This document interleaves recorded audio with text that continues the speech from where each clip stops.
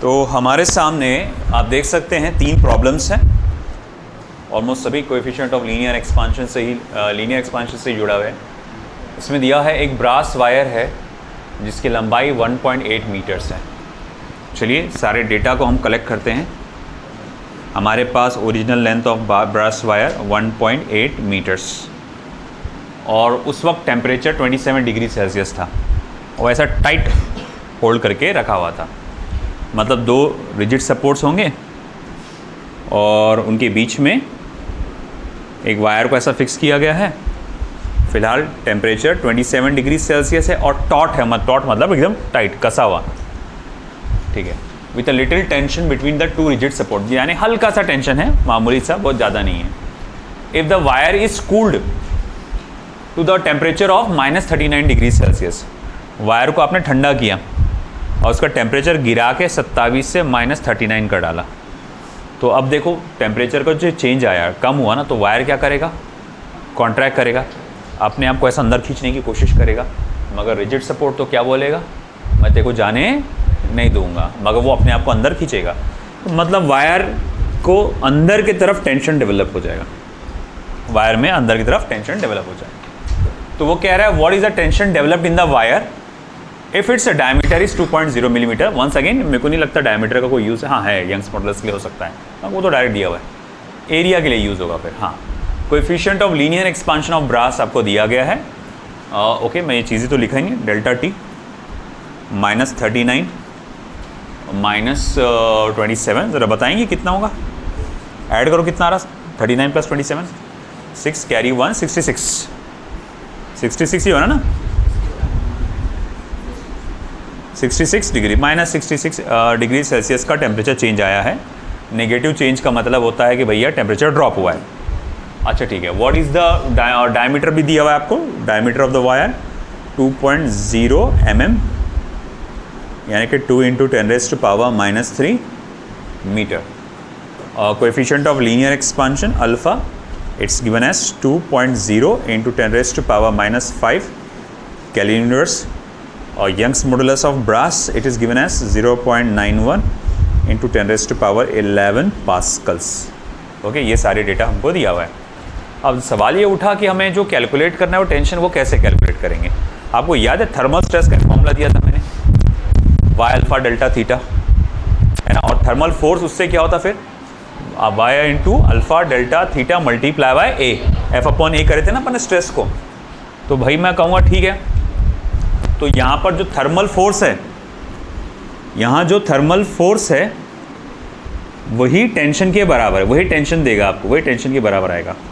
तो tension is equals to thermal force is equals to y alpha delta theta multiply by a।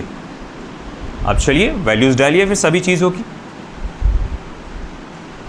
y कितना है 0.91 × 10⁻11, alpha कितना है बेटा 2 × 10⁻⁻5, और ये डेल्टा थीटा कितना है -66, और एरिया निकालना पड़ेगा πr², पाई × 10⁻⁻6 आएगा वो, पाई × 10⁻⁻6, है ना। अब देखो डायमीटर 2 mm है, तो जाहिर बात है रेडियस कितना होगा 1 mm, 1 × 10⁻³ होगा रेडियस। πr² होता है एरिया ना, area of cross section, πr², तो r यानी 1 × 10⁻³ का स्क्वायर, जो कि क्या हो जाएगा 10⁻⁻6 हो जाएगा ना, तो इसलिए आ गया वहाँ पे। ठीक, अब बाकी का कैलकुलेशन आपको करना है, बताइए मुझे क्या आ रहा आंसर।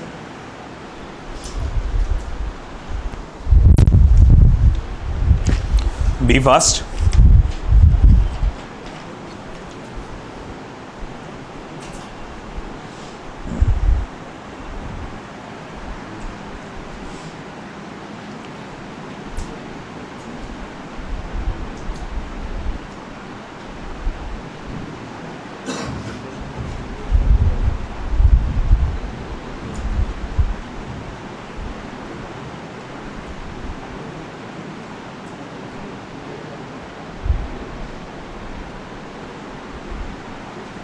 आया,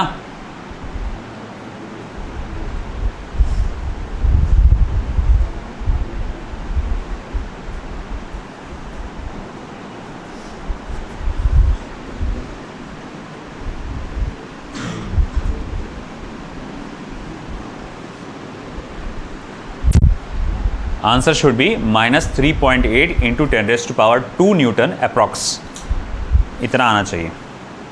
माइनस साइन क्या इंडिकेट कर रहा है कि टेम्परेचर ड्रॉप हुआ था, इसीलिए टेंशन इज डायरेक्टेड इनवर्ड्स, है ना। जब भी किसी में जब आप ऐसा कैलकुलेशन करते हो, आपको ये समझ में नहीं आ रहा कि टेंशन अंदर होगा कि बाहर होगा, तो याद रखना अगर टेम्परेचर सरफेस अपने टेंशन इन द वायर अगर माइनस साइन में आ जाए, टेंशन इन द वायर अगर माइनस साइन में आ जाए, इसका मतलब समझ जाना टेंशन इज डायरेक्टेड इनवर्ड्स।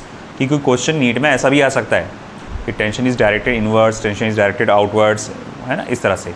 या फिर सिंपल याद रखो, अगर वायर को ठंडा करोगे ऐसे सिचुएशन में, कौन से सिचुएशन में, ये जब रिजिड सपोर्ट के बीच में कोई वायर होगा या रॉड होगा, आप ठंडा करोगे उसको तो टेंशन इनवर्ड्स डायरेक्टेड होता है, और जब आप गर्म करते हो तो टेंशन आउटवर्ड्स होता है, उस टाइम तो स्ट्रेस कहलाता है वो। खैर यहाँ देखो, अब ये a wire of length L0 is suspended to a its temperature supplied to heat to raise its temperature by T, यानी डेल्टा T ही खुद T के बराबर है यहाँ पे। Okay, if the gamma is the coefficient of volume expansion of the wire, then the energy density stored in the wire is, वैसे energy density का formula मालूम है क्या आपको? Into strain. Very good.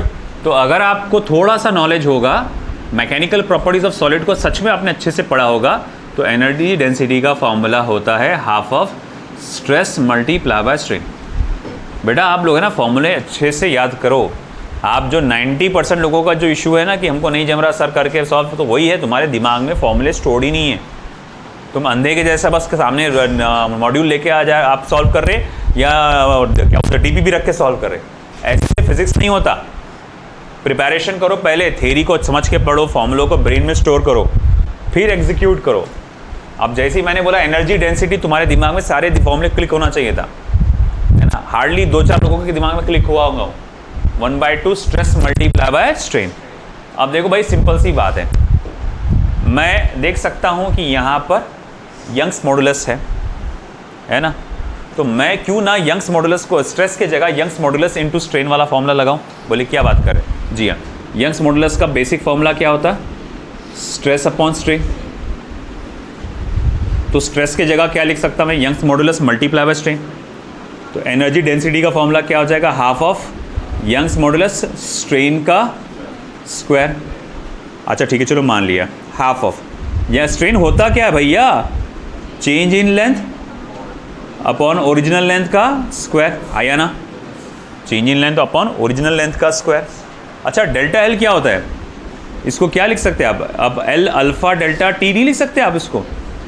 तो लिखो ना भैया, हाफ ऑफ वाई है ना, L alpha delta T upon L उसका स्क्वायर। एल और एल हुआ बेटा cancel. u equals to half of y। देखो अल्फ़ा, सर यहाँ अल्फ़ा तो है नहीं, तो कोई बात नहीं, गैमा है ना। अब अल्फ़ा को गैमा में, गैमा को अल्फ़ा में कन्वर्ट कर, सर कैसे? गैमा इक्वल्स टू 3 अल्फ़ा, तो alpha equals to gamma upon 3। तो भैया अल्फ़ा के जगह लिखो गैमा अपॉन 3 का होल स्क्वायर, डेल्टा टी की वैल्यू डालो t, उसका स्क्वायर टी स्क्वायर ही जाएगा, ठीक है ना।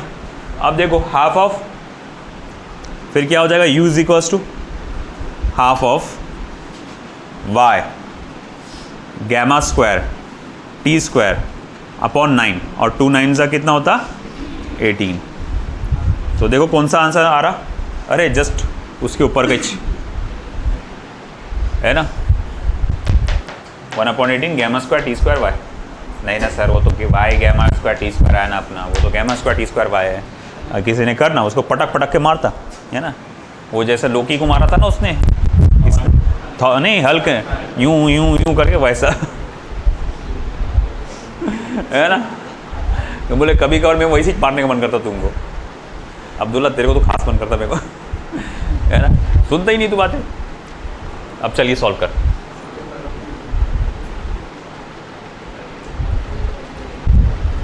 A hole is drilled in a copper sheet. The diameter of the hole is 4.24 centimetre. देख डायमीटर दिया हुआ है ओरिजिनल, कितने टेम्परेचर पे? 27 degree Celsius. What is that change in diameter? यार उसको उसके हिसाब से ले लो, डेल्टा एल के हिसाब से। कल ही अपन ने लिए थे ना एक ऐसी प्रॉब्लम, मैंने कहा था कि डायमीटर को एक लीनियर लेंथ के जैसे ही वो करो, ट्रीट करो। तो delta D is equals to D zero, क्या बनी रे भैया, alpha delta T. Okay, delta D is equals to D zero कितना है बेटा, 4.24, अल्फा 1.70 इंटू 10⁻⁻5। अच्छा, चेंज इन टेम्परेचर कितने का है, 200 है ना, 27 से 227, 200 डिग्री। करो देखो क्या answer.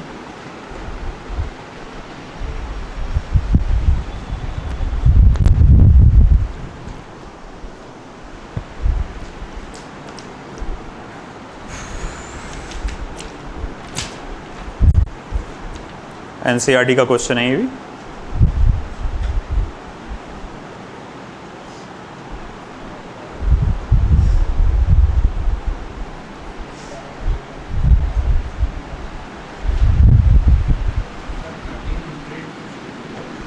(1.44 into 10⁻⁻2 centimeter should be the answer.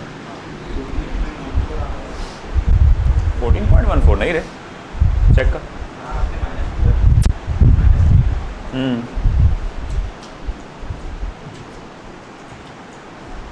समझा, सिंपल क्वेश्चन था। चलिए अब आगे बढ़ते हैं।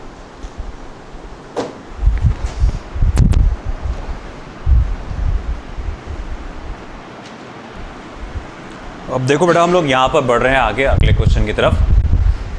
अ sheet of brass is 40 centimetre long, 8 centimetre broad. तो इनिशियल लेंथ आपको दी गई है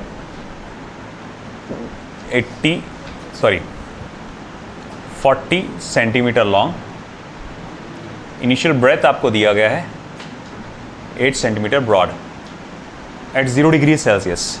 जब टेम्परेचर कितना था, 0 डिग्री सेल्सियस। इस पे से मैं पता लगा सकता हूँ कि इनिशियल एरिया जो होगा 320 सेंटीमीटर स्क्वायर होगा। If the area at 100 degree Celsius is 320.1 centimetre square. अब नया एरिया जो आया है वो आया है 320.1 सेंटीमीटर स्क्वायर। अच्छा, ये कब आया, जब टेम्परेचर बढ़ाया है ना, शीट फैल गई। टेम्परेचर बढ़ाने की वजह से शीट फैली।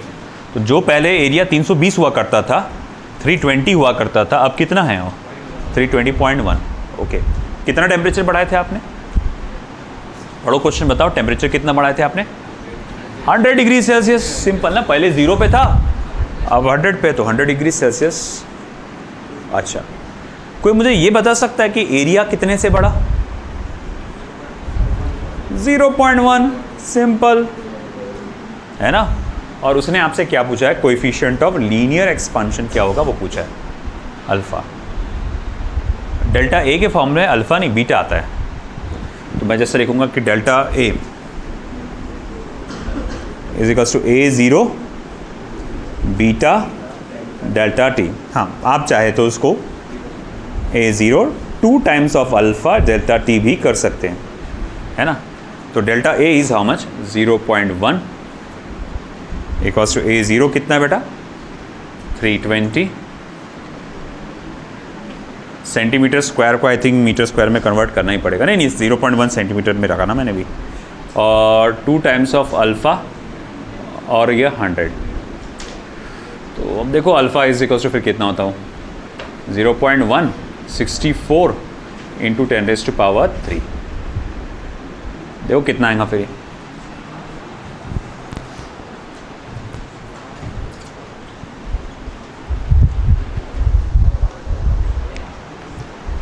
कितना आ रहा बताओ।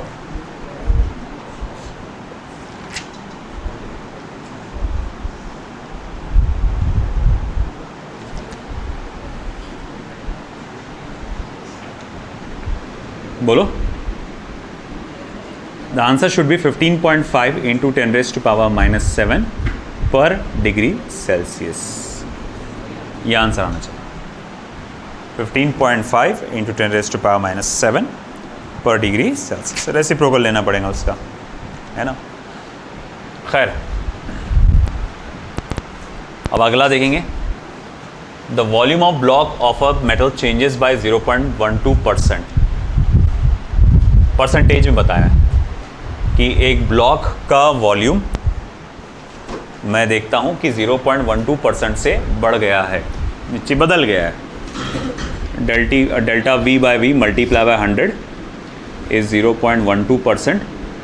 अच्छा, डेल्टा वी बाय वी करूँ अगर मैं, तो it will be 0.12 divided by 100, जिसको आप 12 इंटू 10 का पावर -4 कह सकते हो।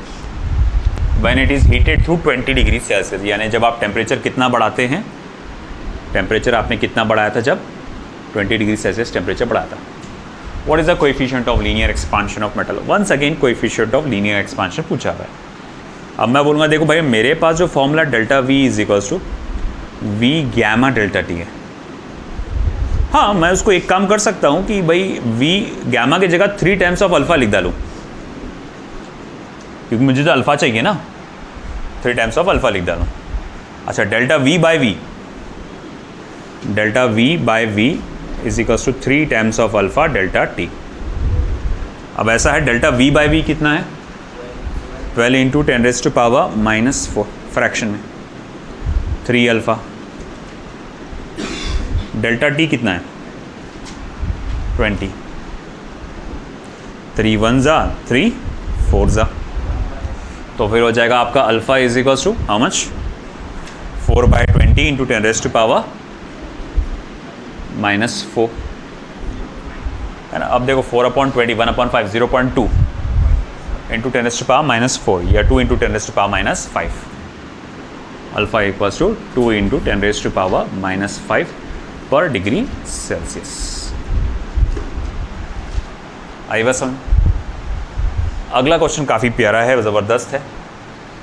अ 1 लीटर ग्लास फ्लास्क, एक ग्लास का बना हुआ फ्लास्क है जिसका ओरिजिनल वॉल्यूम उसने दिया है 1 लीटर। क्या दिया है? Original volume 1 litre. अरीब किस गम में है? बोल बस, किसने सताया तुझे? किसने तेरे दिल को गमगीन किया? अब इधर ध्यान दे।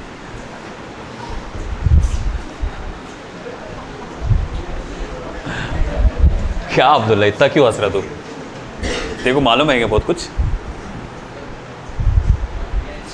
सॉरी, अबे बोलना क्या बोल रहा था, हंस रहा? हाँ हाँ, 64 इंटू 10⁻, हाँ 3 है वो पुराना है, वो मिटा नहीं था ठीक से। ठीक है, तो 1 लीटर ग्लास फ्लास्क, एक ग्लास का बना हुआ फ्लास्क है जिसका ओरिजिनल वॉल्यूम तुमको दिया गया है 1 लीटर। तो ऐसा है, 1 लीटर इसका वॉल्यूम दिया। अब अगर देखो आंसर को तुम चाहे तो लीटर में ही, सॉरी वैल्यू को चाहे तो तुम लीटर में ही रखो, और अगर तुमको मीटर क्यूब में कन्वर्ट करना है तो 10 का पावर -3 से मल्टीप्लाई करना पड़ता है, तो मीटर क्यूब में कन्वर्ट हो जाएगा। और उसके पास कुछ थोड़ा सा मर्क्यूरी है, इट कंटेन सम मर्क्यूरी, थोड़ा मर्क्यूरी है उसके पास। It is found that at a different temperature the volume of air inside the flask remains constant. ये सेंटेंस बहुत इंपॉर्टेंट है, ये बहुत मतलब क्या बोलते हैं ना उसको, टर्निंग पॉइंट है ये ब्रेक थ्रू है इस चीज़ का, इस क्वेश्चन का। बताओ इसके अंदर क्या मीनिंग है, इससे क्या मीनिंग समझ में आ रहा है हमको? कि हम लोग ग्लास का एक बना फ्लास्क है, उसमें मर्क्यूरी है, हम टेम्परेचर इंक्रीज कर रहे हैं, तो टेम्परेचर हम बढ़ा रहे हैं या जब इंक्रीज कर रहे हैं, हम क्या देख रहे हैं, जो अंदर का एयर वॉल्यूम है वो नहीं बढ़ रहा, वो जैसे कि वैसे। इसका मतलब क्या हुआ, इसका मीनिंग क्या हुआ? दिमाग लगाओ, सोचो थोड़ा। ग्लास का फ्लास्क है या वेसल पकड़ो, वेसल है, उसमें मर्क्यूरी है, उसमें पूरा भरा हुआ नहीं है मर्क्यूरी से, वो थोड़ा सा भरा हुआ है, और थोड़ी सी हवा होंगी, खाली जगह में क्या होंगी, हवा। अब जब टेम्परेचर बढ़ रहा तो क्या होगा, मटेरियल एक्सपांड करेगा, तुम्हारा वेसल भी एक्सपांड करेगा और मर्क्यूरी भी एक्सपांड करेगा। मगर वो ये बोल रहा कि जो अंदर का जो एयर का जो था कॉलम, जितना एयर था वो, उसका एयर का वॉल्यूम जैसे कि वैसी है, ना वो बढ़ रहा ना कम हो रहा। इसका मीनिंग क्या हुआ?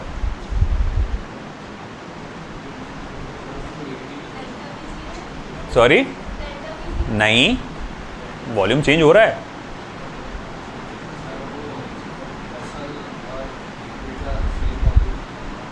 सेम वॉल्यूम बढ़ रहा है, बिल्कुल सही। वेसल और लिक्विड दोनों का वॉल्यूम जो बढ़ रहा ना एक जैसा बढ़ रहा। मान लो वेसल पहले 10 लीटर वॉल्यूम, अभी ये 1 बोला ना, अपन पकड़ लेते थोड़े एग्जांपल के लिए 10 लीटर वॉल्यूम, और उसमें लिक्विड मान लो 6 लीटर का है। लिक्विड कितने का है? 6 लीटर का। अब टेम्परेचर बढ़ाया तुमने तो वेसल का वॉल्यूम हो गया 11 लीटर और लिक्विड का वॉल्यूम हो गया 7 लीटर। अब बताओ अभी कितना गैप खाली रह गया फिर? पहले एक 10 और 6 था, है ना। पूरा वेसल कितने लीटर का था? पूरा वेसल 10 लीटर का था, उसमें लिक्विड सिर्फ कितना भरा हुआ था? 6 लीटर। तो ये 4 लीटर जगह में क्या थी? हवा, एयर था, आया ना। अरे ये 4 लीटर जगह में क्या थी रे भाई? हवा थी ना, एयर थी ना। अब भाई क्या हो गया? तुमने हीट करे उसको, तो वेसल है ना, वेसल क्या होगा? एक्सपांड होगा। पहले वो 10 था, ये कितना था? 6 था। हीट करने पे अब ये 11 हो गया, ये 7 हो गया। 11 में से 7 को माइनस कर कितना हुआ? 4। अभी मैं बोलूँगा एयर का वॉल्यूम पहले कितना था? बोले 4, अभी भी ये 4 है कि नहीं? अच्छा ठीक है, अब ये 12 हो गया और ये 8 हो गया, अभी भी कितना रहेगा? 4। मतलब जितना एक्सपांशन तुम्हारे वेसल का हो रहा है, वेसल कितने से बड़ा था? 1 से। लिक्विड भी कितने से बड़ा था? है ना। अब अगर मामला ऐसा होता कि वेसल 1 से बढ़ रहा है और ये 2 से बढ़ रहा, अगर मान लो ऐसा होता कि वेसल का वॉल्यूम 10 से 11 हुआ और लिक्विड का वॉल्यूम 6 से 8 हुआ, तो अब देख पहले 10 - 6 करा तूने, कितना आ रहा? 4। अब 11 - 8 करेंगे तो कितना आएगा? 3, है कि नहीं? है ना। अब बात क्या समझ में आ रही? अगर लिक्विड ज़्यादा एक्सपांड करेगा तो ये एयर का वॉल्यूम कम होता जाएगा। लिक्विड कम एक्सपांड करेगा, वेसल ज़्यादा एक्सपांड करेगा, तो एयर का वॉल्यूम ज़्यादा होते जाएगा। अब उसने एक हिंट दिया तो कि तुम्हारा चवन्नी इस्तेमाल करो तुम्हारे दिमाग की, कि भैया अब वो बोल रहा कि एयर का वॉल्यूम जैसे कि वैसी है। इसका मतलब कोई फैल नहीं रहा क्या? फैल रहा है। वेसल एक्सपांड हो रहा है, लिक्विड भी एक्सपांड हो रहा है, मगर जितना एक्सपांशन तुम्हारा वेसल का है उतना ही एक्सपांशन तुम्हारा लिक्विड का भी है। बात समझ में आई आपको? अब यही कॉन्सेप्ट का इस्तेमाल करके प्रॉब्लम्स को सॉल्व करेंगे बच्चों। चलिए let's go for it.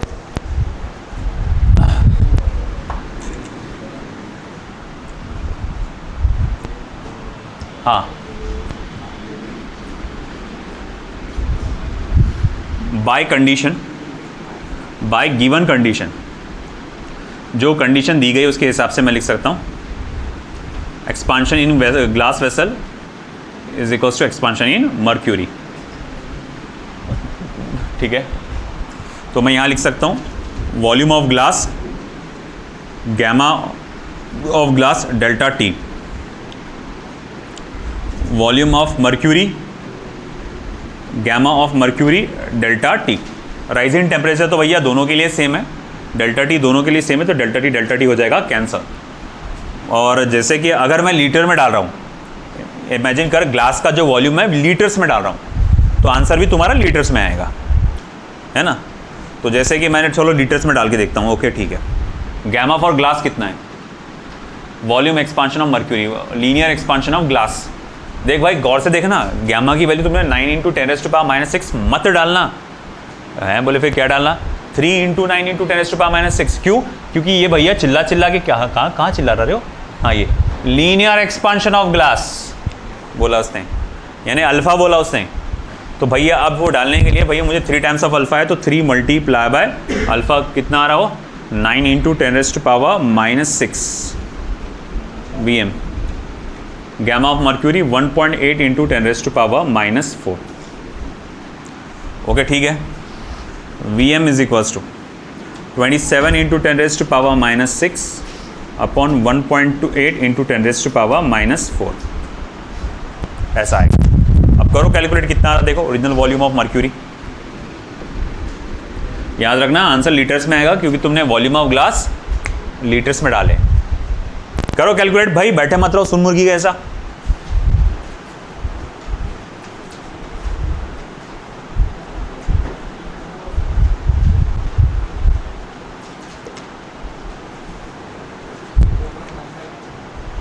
How much? 0.15 is the correct answer. सही है आपका जवाब, 0.15 litres will be the answer. लिख लीजिए।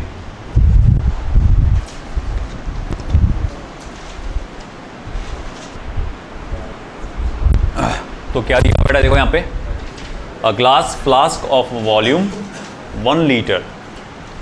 एक ग्लास फ्लास्क है जिसका वॉल्यूम दिया, ओरिजिनल वॉल्यूम आपको दिया गया 1 litre at 0 degree Celsius is filled at level with mercury at this temperature. इस सेंटेंस को गौर से पढ़ो और समझो। इसने क्या बोला है, एक ग्लास फ्लास्क है जिसका वॉल्यूम 1 लीटर है, 0 डिग्री सेल्सियस पे उसको मर्क्यूरी से पूरा लेवल तक भरा हुआ है, पूरा का पूरा भरा गया। कौन से टेम्परेचर पे, 0 डिग्री सेल्सियस पे। The flask and mercury now heated at 100 degree Celsius. दोनों को साथ में गर्म किया गया। अब टेम्परेचर कितना हो गया, 100 डिग्री सेल्सियस। क्या होगा, एक्सपांड होगा, है ना। लिक्विड थोड़ा ज़्यादा एक्सपांड होता है। How much mercury will spill out if the coefficient of volume expansion of mercury is 1.2 into 10⁻⁻⁴। याद रखना, ये गैमा दिया हुआ है मर्क्यूरी का, gamma of mercury. And coefficient of linear expansion, ये देखो वर्ड गौर से पढ़ना, लीनियर एक्सपांशन यानी अल्फा ऑफ फ्लास्क, ये दिया है 0.1 इंटू 10⁻⁻⁴। तो अपने को भाई कितना वॉल्यूम गिरेगा लिक्विड का वो पूछा गया है। बहुत आसान है, मर्क्यूरी कितना स्पिल आउट होगा, अपरेंट चेंज इन वॉल्यूम वाला फॉर्मूला लगाएंगे अपन। कुछ याद आया, original volume gamma of liquid minus gamma of vessel यानी glass flask multiply by delta T, ये फॉर्मूला लगेगा उसके वास्ते। तो भाई ठीक है, कितना आएगा, तो ये तो मैं लीटर्स में रख रहा तो 1 ही है। अच्छा, गैमा एल कितना आएगा, लिक्विड का कितना है गैमा एल, बोलोगे कितना आएगा,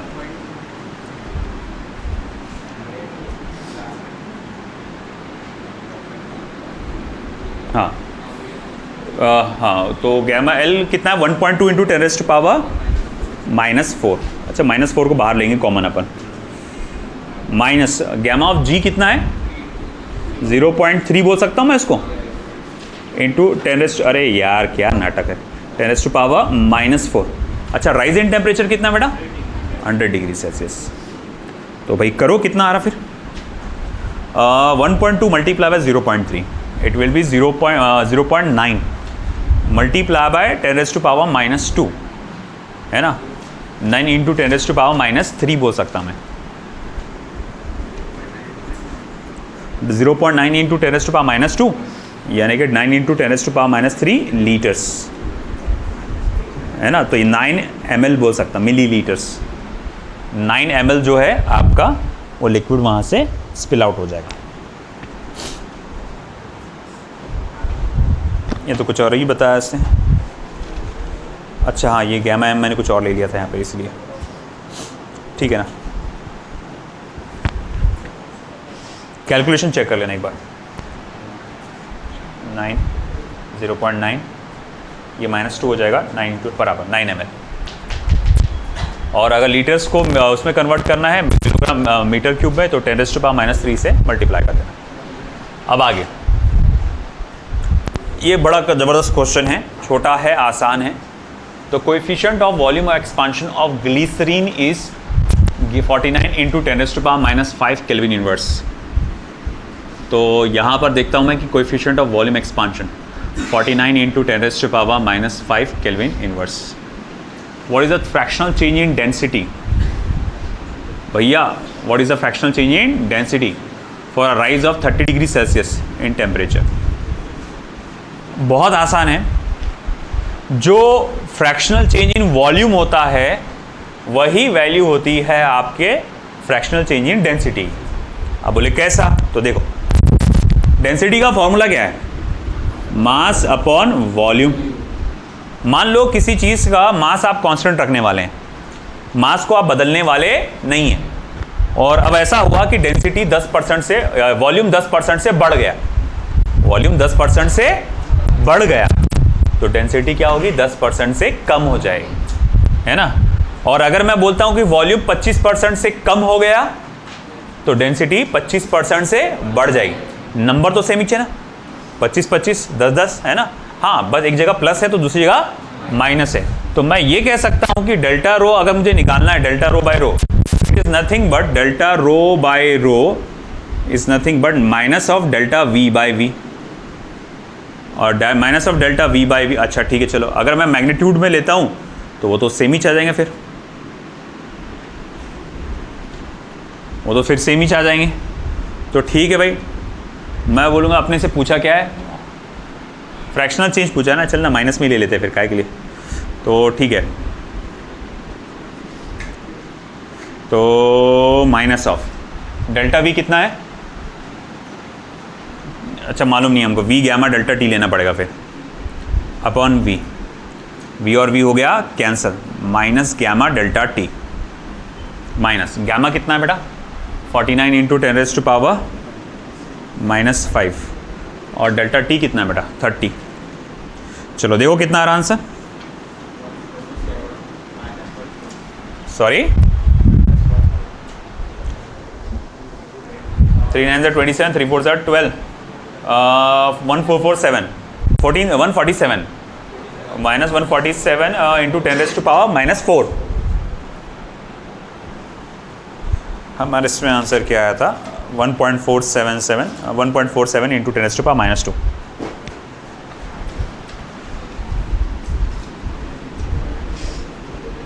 अपन ने सब काय में डाले,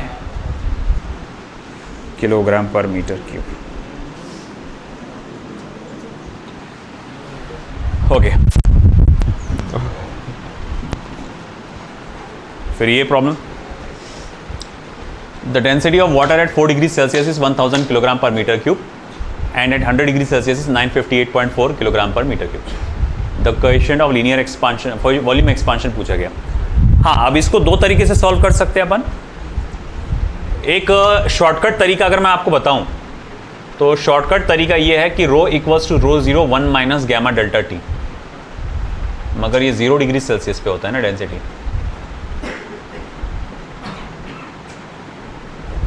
या फिर इनिशियल वॉल्यूम भी बोल, इनिशियल डेंसिटी बोल सकते हैं अपन, ठीक है। आई थिंक ये शॉर्ट से आ जाना चाहिए इसका आंसर इसका। तो rho upon rho 0 is equals to 1 minus gamma delta T, फिर उसके बाद गैमा डेल्टा टी को ला लो इधर, 1 minus rho upon rho 0 gamma delta T is equals to rho 0 minus rho upon rho 0। Okay, gamma delta T कितना है, rising temperature कितने का हुआ 96 का, रो 0 कितना है 1000 माइनस 958.4 अपॉन 1000। ज़रा देखो तो कितना आ रहा है 1000 माइनस 958.4,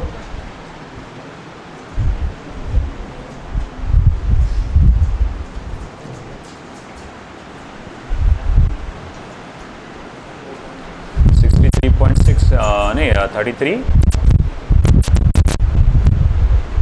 58 ना 43.6, देखो 41 पॉइंट, हाँ 58 है, सॉरी 41.6 इंटू, हाँ चलो -3 कर सकते हैं, 41.6 इंटू 10⁻⁻³ अपॉन 96। फिर इसको रिड्यूस करते करते जाना पड़ेगा यार, 41.6 डिवाइडेड बाय 96, देखो कैलकुलेट करके आता क्या 1.6 डिवाइडेड बाय 96, 0.433।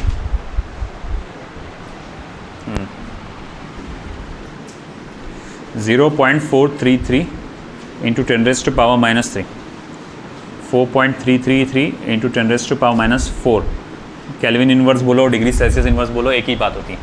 तो देखो ये जो तरीका आपको याद होगा, अभी सुबह भी 2 बच्चे मेरे पास स्टूडेंट्स आपने लेके आए थे, आपने और किसने, है ना, याद रखना, ये अप्रोक्सीमेट मेथड है। आपको जो बताया था वो एक्यूरेट मेथड था, उससे एग्जैक्ट ये आंसर आ जाएगा ऊपर वाला, है ना। वो एक्यूरेट मेथड कौन सा बोल रहा हूँ मैं, rho equals to rho 0 1 plus gamma delta T, ये वाला फॉर्मूला है ना। ये एक्यूरेट है, मगर यहाँ थोड़े से डिफरेंसेस ज़्यादा है, तो आप अप्रोक्सीमेट मेथड का भी यूज़ कर सकते हैं। और आप देख सकते हैं आंसर जो आया है वो आपका 4.33 इंटू 10⁻⁴ आया है, और इसका सबसे अप्रोक्सीमेट आंसर कौन सा होगा फिर ऑप्शन है ना, इस ये वाले तरीके से करना आप लोगों ने, ठीक है। आई थिंक ये डीपीपी में है ना ये क्वेश्चन, ठीक है, देखे होंगे तो पता चलेगा, ठीक है। देखो अब देखो क्वेश्चन, ये बहुत बढ़िया क्वेश्चन है। An ideal gas is expanding such that P into T raise to power n is equals to constant, the coefficient of volume expansion of the gas will be, gamma की value पूछा गया है, इनमें से कैसे लिखे जा सकता है। देखो कैसा है, वो अपने आप रास्ता निकलते जाता है, बस हमको पहले थोड़ा सा लॉजिकली सोचना है। हमको दिया क्या गया है, P into T raise to power n equals to constant. दूसरी बात हमको यहाँ चीज़ समझ में आ रही है कि इक्वेशन में जो आंसर्स हमारे आए हैं उसमें कहीं पे भी प्रेशर नहीं है ना। और जब हम लोग वॉल्यूम के एक्सपांशन के बाद, जब एक्सपांशन के बारे में हम स्टडी करते हैं तो उसमें वॉल्यूम के बारे में डिस्कशन होता है, फॉर्मूले वॉल्यूम के से रिलेटेड डाले जाते हैं। तो हमको सबसे पहला टारगेट हमारा ये रहेगा, ध्यान देना सब लोग ने, सबसे पहला टारगेट हमें ये रहेगा, हमको प्रेशर को हटाना है ना। बोले कैसे हटाएंगे, हट गया, ऐसे हटाएंगे क्या? अबे नहीं रे, ऐसा नहीं हटाने का है। कैसे हटाएंगे? देखो ले भाई, हमारे पास एक आइडियल गैस इक्वेशन है, P V is equals to mu R T, है ना। तो pressure is equals to mu R T upon V, है ना। अब अगर ये वैल्यू मैं यहाँ पर डाल दूँ तो तुमको नहीं लगता ये फॉर्मूले में से, है ना, पी हट जाएगा?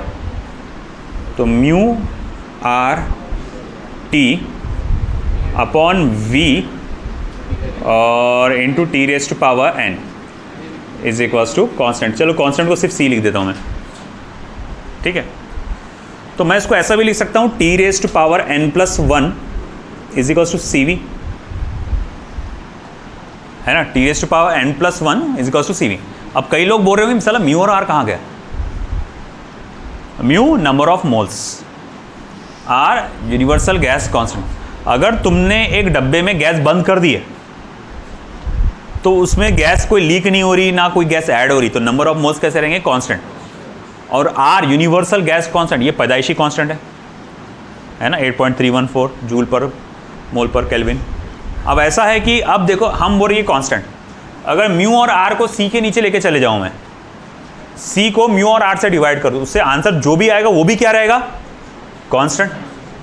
तो इसीलिए मेरे को मालूम है सी के साथ म्यू आर डिवाइड भी कर दूंगा तो भी आंसर कांस्टेंट ही जाना है, कोई और वैल्यू रहेगी मगर रहेगा कांस्टेंट ही रहेगा। मेरे को मतलब क्या से टी और वी से। अब आगे क्या? अब मैं बोल रहा इसको क्या करो, फिर डिफ्रेंशिएट करो, इसका डिफरेंशियल ले लो। बोले कैसे लेंगे? तो बोले n प्लस 1 नीचे आ जाएगा, इसका डिफरेंशियल लूँगा तो सबसे पहले तो टी रेज टू पावर क्या हो जाएगा? n। बोले ये कैसे? अरे n प्लस 1 माइनस 1 है ना, into delta T, delta T is equal to C times of delta V. अरे साला ये क्या हो रहा है? अरे डिफरेंशियल आपको मैंने कई बार बताया, एक तो होता है differentiate with respect to something और एक होता है सिंपल डिफरेंशिएट करना। अगर इसमें तुमको दिक्कत जा रही तो भाई तुम्हारा काम आसान कर देता है differentiate with respect to V. Differentiate with respect to V तो क्या होगा फिर फॉर्मूला में? n प्लस 1 नीचे आएगा, है कि नहीं, T raise to power n हो जाएगा, फिर क्या हो जाएगा यहाँ पर? Delta T upon delta V या D T upon D V. फिर वो डी वी को आप उधर लेके जाएंगे, घुमा फिरा के यही बनने वाला है। नहीं समझा तुम लोगों को? अरे भैया देख इधर, T raise to power n plus 1 is equal to C मान लो, है ना, या सी वी जो भी, हाँ वहाँ पर वी है ना ये, हाँ ठीक है। डिफ्रेंशिएट कर विद रिस्पेक्ट टू वी, तो D T raise to power n plus 1 upon D V by D V, है ना। अब देख n प्लस 1 नीचे आएगा, हाँ जी आ गया, T raise to power n plus 1 minus 1 क्या हो जाएगा? n। और क्योंकि ये अलग अलग खानदान से आ गए t और v, तो अपने को क्या करना पड़ता? फिर से डिफरेंशिएट करना पड़ता, तो D T upon D V is equal to C multiply by 1। अब डी वी को उधर लेके जा, हाँ ये डी टी रह जाएगा, सी इंटू डी वी, है ना। अब डी टी की जगह डेल्टा डाल दे, डी की जगह डेल्टा टी डेल्टा वी, है ना। या फिर अगर तेरे को डिफरेंशियल समझ में आता तो इजीली समझ में आ जाता हो, तो डिफरेंशियल में अपन सिर्फ डिफरेंशियल ले रहे, तो चलो ठीक है, चलो ये आ गया। अब आगे क्या?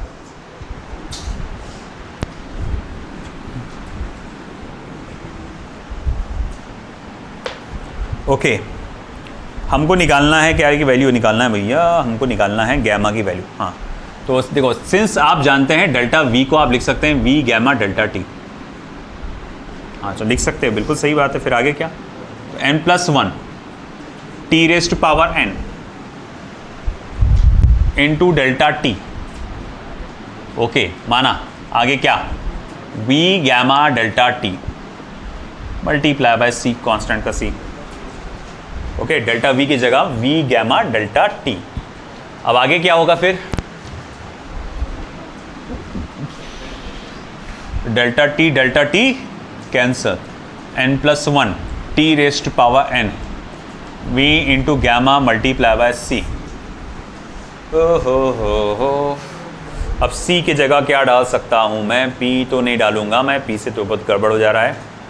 टी रेस्ट पावर n+1 डाल सकता हूँ और सी भी डाल सकता हूँ। यहाँ से अगर ये मान लो इस जगह से ये इक्वेशन नंबर 1, ये इक्वेशन नंबर 2 और ये इक्वेशन नंबर 3, अगर मैंने यहाँ से c की वैल्यू उठा के डाल दिया उधर, देखो फ्रॉम 3, 2 मिनट, फ्रॉम 3 c की वैल्यू अगर मैंने उठा के डाला, मगर t चाहिए यार। हाँ तो p आ जाएगा ना वहाँ पे।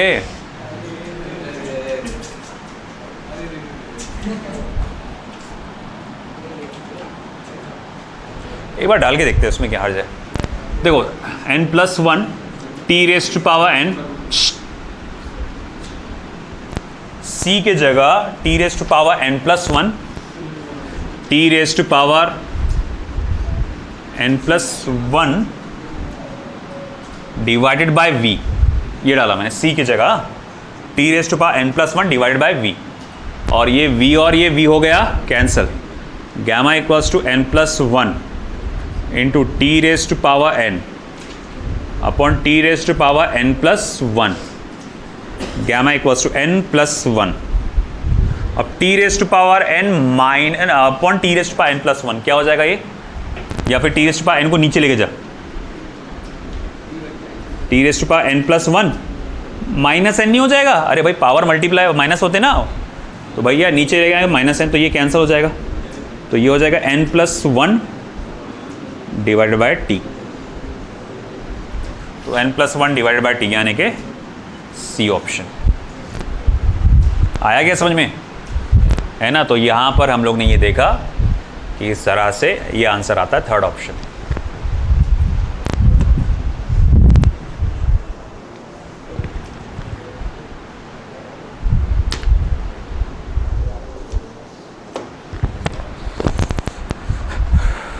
न्यूमेरिकल, इसके न्यूमेरिकल्स कंप्लीट हुए थर्मल एक्सपेंशन के।